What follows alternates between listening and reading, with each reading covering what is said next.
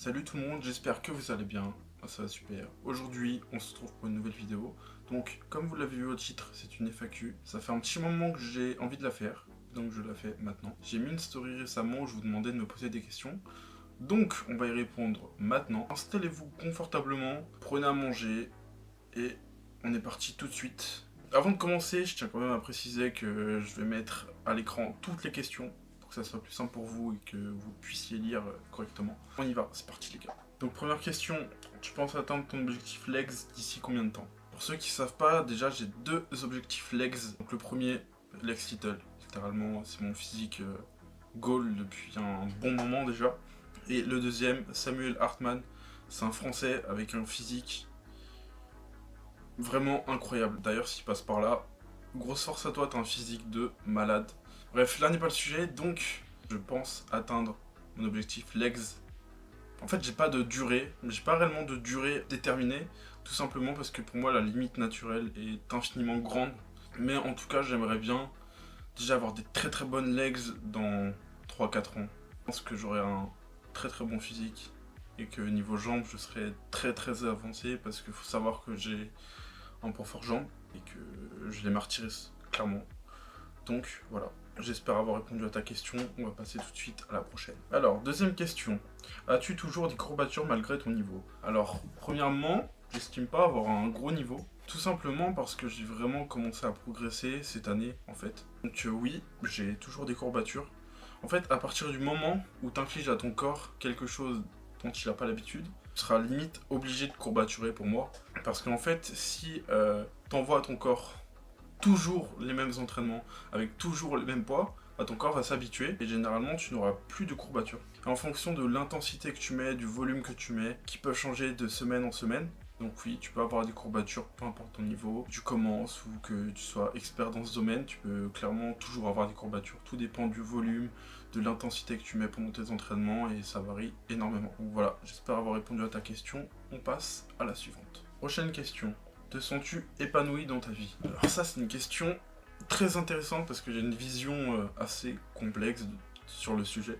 Pour moi, pour être épanoui dans ta vie, il te faut une multitude de choses qui sont liées ensemble. Ce que je veux dire par là, par exemple, tu dois être heureux, tu dois avoir une situation financière stable, tu dois avoir un travail que t'aimes, avoir l'appartement ou la maison que t'aimes. Par exemple, tu vois, si tu vis de ta passion, j'ai une connerie comme ça, si tu vis de ta passion, je pense que t'es sans doute plus épanoui que quelqu'un qui travaille dans un truc qu'il n'aime pas ou qui fait quelque chose qu'il n'aime pas tout simplement. Donc ouais, pour moi, être épanoui dans sa vie, c'est une multitude de choses qui sont liées ensemble, qui contribueront à ton bonheur au fil des années, au fil du temps. Donc, étant donné que je n'estime pas avoir réussi dans mes objectifs, non, je ne suis pas épanoui et j'espère l'être en travaillant dur sur les choses que j'aime. Sans doute pas, je pense que je serai épanoui un jour, sans doute, et je ferai tout mon possible pour être épanoui. Donc voilà, pour répondre à ta question. On va passer à une question très intéressante, du moins pour moi. Donc, ta plus grande inspiration du feed game et pourquoi Alex Little? Donc voilà, lui c'est un mec qui me suit depuis, je pense, un petit moment parce que je parle énormément de Lex Little en story et tout. Hormis tous les influenceurs, que ce soit français ou d'autres pays, c'est mon influenceur favori. Et de loin parce qu'il a une personnalité de ouf, il a un physique de ouf, il a des perfs de ouf. En fait, il a tout, en tout cas de ce qu'il montre sur les réseaux, il a tout ce que j'aimerais avoir. En fait, Lex, c'est clairement un athlète et un influenceur pour moi, très complet, qui se démarque des autres, hormis son physique, ses perfs, sa personnalité. Pour moi, en fait, c'est un mix, c'est un personnage. En fait, son personnage est incroyable, je trouve extrêmement inspirant et voilà.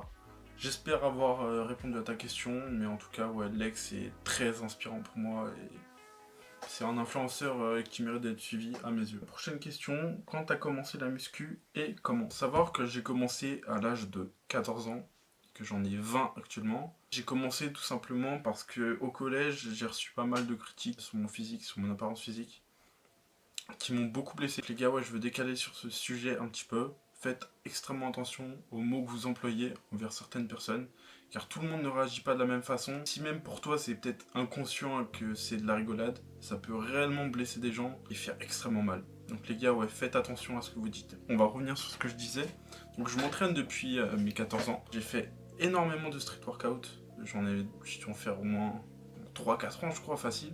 Un programme d'entraînement nul. une diète, j'en avais pas. Donc en fait, le poids sur la balance ne bougeait absolument pas. Je progressais très très peu, je devais prendre 1 ou 2 kilos chaque année, même pas. Et encore, c'était vraiment kilos de muscles, parce que du coup, j'ai une base très très sèche. Du coup, j'avais une progression extrêmement nulle. Et là, cette année, j'ai commencé à changer mon programme d'entraînement, à reprendre vraiment la muscu à fond, plus diète, et j'ai clairement explosé, j'ai dû prendre 11-12 kilos facile. Je suis assez content du physique que j'affiche actuellement. J'espère avoir répondu à ta question. On va passer tout de suite à la prochaine. Une autre question que j'aime bien aussi. Quelle a été ta source de motivation pour commencer la muscu? Comme je l'ai dit, j'ai commencé à l'âge de 14 ans, c'était en 2015. 2014-2015, ouais. Et en fait, j'ai connu la période prime de David Lade, sa vidéo de transformation. L'époque Jeff Slade, David Lade. Il y avait aussi l'époque André Déou, Jeremy Buendia. Enfin, en fait, tous les gros anciens body que tu as pu voir sur les réseaux, pour ceux qui sont anciens du temps là. Entre, ouais, je dirais 2014, 2017, 2018. Et c'est des athlètes que je suivais énormément à l'époque. Et mon autre source de motivation, comme je l'ai dit précédemment, c'est que tout simplement j'ai reçu beaucoup de moqueries sur mon physique. Et je voulais réellement devenir, de base, je voulais réellement devenir une personne qui mérite d'avoir aussi de l'importance. En tout cas, question très intéressante, je te remercie. Question de Mathis, donc c'est un pote à moi. Basic Fit nécessaire pour bien progresser. Alors les gars, déjà, Basic Fit, on va en parler. Une salle commerciale horrible. Horrible, je n'en peux plus de cette salle. Entre les lumières oranges qui te défoncent le crâne, l'ambiance extrêmement nulle, il y a zéro ambiance. C'est une salle que je n'aime pas, mais du coup, pour répondre à ta question, oui, c'est clairement une salle qui peut te faire progresser. La preuve, j'ai réussi à avoir une très très bonne progression cette année. En tout cas, enfin, je vais pas dire que c'est grâce à Basic Fit, mais c'est la seule salle à ma disposition pour l'instant, donc je me contente de ça. Donc ouais, je pense que si tu te renseignes suffisamment sur le sujet, que tu as un bon programme d'entraînement, de toute façon, toi-même, tu sais, cette salle, c'est un calvaire. C'est un calvaire. L'ambiance est très nulle, mec. Mais voilà, j'espère avoir répondu à ta question comme tu le voulais. Autre question.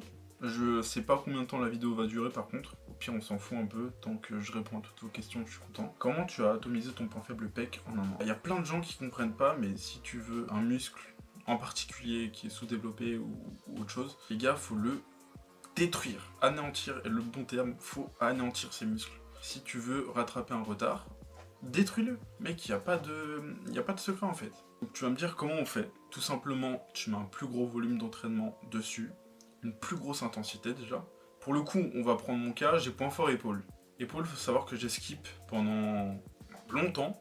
Étant donné que tu engages tes épaules sur pas mal d'exos, t'as pas forcément besoin de les retaffer si c'est un point fort. Alors que par exemple, moi de base, j'ai pas de pec, genre pas du tout. Donc ce que j'ai fait, c'est que je suis passé à 2 entraînements dessus par semaine, dont un focus vraiment que haut de pec, parce que le haut de pec généralement c'est le retard de tout le monde. Même pour ceux qui ont point fort, généralement il manque du haut de pec. C'est là où je mets ma plus grosse intensité, mon plus gros volume, donc ma plus grosse séance de la semaine sur les pecs. Quand je parle de volume, tu peux augmenter les séries. Et intensité, tu mets lourd. Je mets lourd sur les premiers exos, donc là où j'ai plus de force.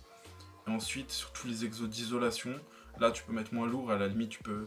En vrai, j'aime plus trop les dégressifs, mais va à l'échec, entraîne-toi dur mec, fais-toi mal. Il n'y a pas de secret, il faut juste se détruire la salle et c'est tout ce qui compte.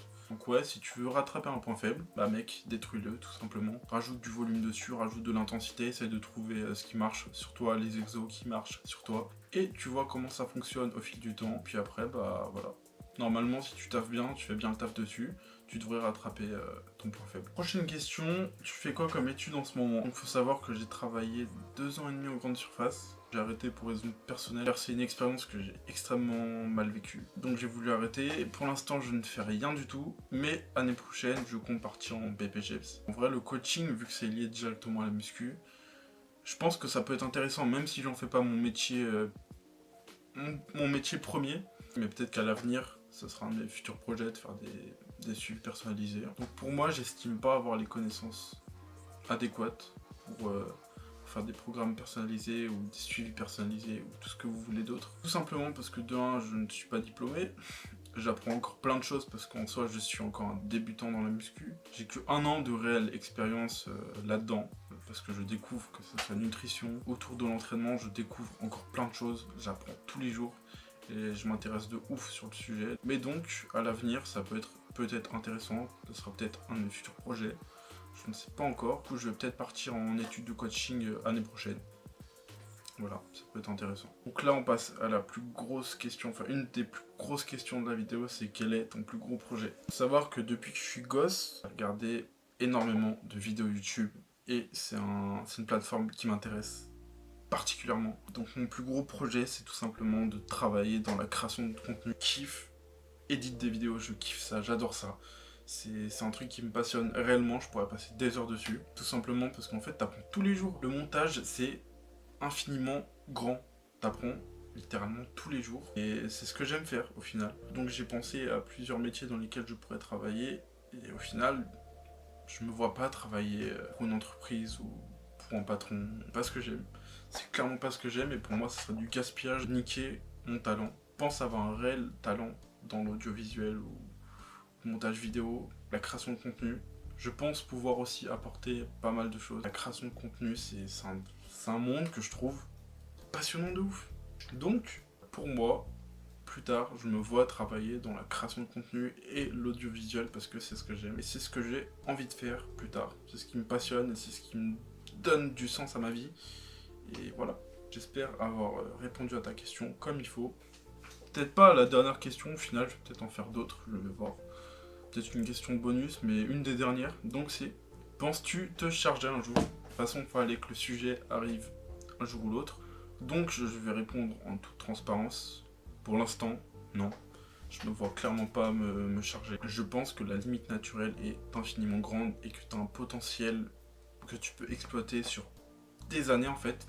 Tu as toujours des moyens de progresser, enfin du moins à mes yeux. Je vais exploiter cette limite. Puis après on verra, mais dans tous les cas, en toute transparence, si je me dope un jour, j'en parlerai.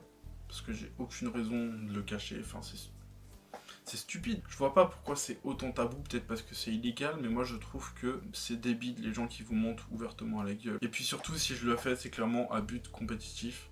Parce que niquer sa santé pour juste pour avoir un gros physique sans aucune raison derrière, je trouve ça totalement débile. Après, je ne juge pas et je respecte les athlètes qui sont dopés. En vrai, on voit tout le monde sur les réseaux avec des physiques énormes, en fait. Et moi, je trouve ça dommage parce que ce n'est pas la réalité. Derrière ces gros physiques se cachent des produits, du moins pour la plupart des gens. Donc moi, je trouve ça un peu dommage que cette image soit montrée sur les réseaux.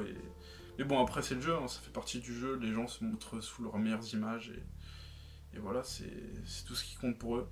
Mais en tout cas, moi, pour l'instant, naturel, jusqu'au bout. J'ai encore des années de taf devant moi, donc les produits, j'y pense même pas. De 1, c'est cher. De 2, j'ai pas envie de niquer ma vie pour ça, parce que hors compétition, je trouve ça débile d'envoyer des produits niquer sa santé. Et troisièmement, je suis bien comme je suis, je progresse suffisamment. Et voilà, moi ça me convient. À partir du moment où je progresse, en fait, il n'y a aucun problème dessus. J'ai clairement pas besoin de produits. Et j'avancerai naturellement.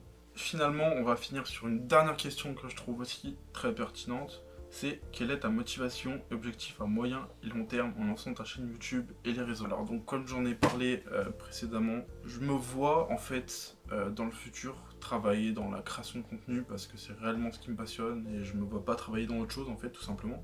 Sur du long terme, en tout cas, à l'avenir, je me vois autour du monde des réseaux à faire des vidéos sans doute. Après on verra si un jour j'en vis, mais ça serait un de mes plus grands objectifs de pouvoir vivre de ça en fait. Parce que là en fait quand tu y penses, je suis littéralement devant une caméra à parler à des gens qui me regardent derrière leur télé, leur téléphone ou même leur ordinateur et moi je trouve que c'est un truc de ouf parce qu'en fait le monde des réseaux c'est des plateformes qui peuvent te permettre de partager quelque chose que t'aimes à travers des vidéos, tu vois. Et c'est un truc qui me passionne réellement. Voilà, je pense qu'on a fait quand même pas mal de questions. Je sais pas, la vidéo va durer combien de temps. Et je pense avoir répondu à toutes les questions bien comme il faut.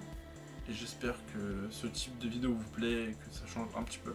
Pour clôturer avec ça, j'ai un petit message à vous faire passer les gars. Arrêtez de vous brider à cause du regard des gens. C'est-à-dire que si vous aimez faire quelque chose, si vous voulez lancer un projet, les gars, faites-le, vous en avez rien à foutre, vous avez rien à perdre. De toute façon, regarde, là, je le dis clairement, je ne couperai pas ça au montage. Là, ça se trouve, il y a des gens derrière leur ordinateur, leur téléphone, ou ce que tu veux, qui ne m'aiment pas, mais qui vont regarder mes vidéos. Et si tu t'arrêtes sur l'avis de chaque personne, tu ne progresseras pas, et tu n'avanceras pas dans tes objectifs. Donc les gars, on s'en fout des gens, vous en avez rien à foutre. Peu importe le projet, peu importe la grandeur du projet, surtout les gars, lancez ce que vous avez à faire et allez jusqu'au bout. Vous voulez clôturer la vidéo en beauté comme ça. Petit message de motivation qui aidera sans doute des personnes. En tout cas, j'espère que cette vidéo vous a plu. J'espère avoir répondu à vos questions bien comme il faut. Et pour contribuer à ma réussite, n'hésite pas à liker, commenter ou même partager pour me donner de la force. Moi, ça me fait extrêmement plaisir, puis ça coûte rien. Et moi les gars, je vous dis à la prochaine pour une nouvelle vidéo. Bisous.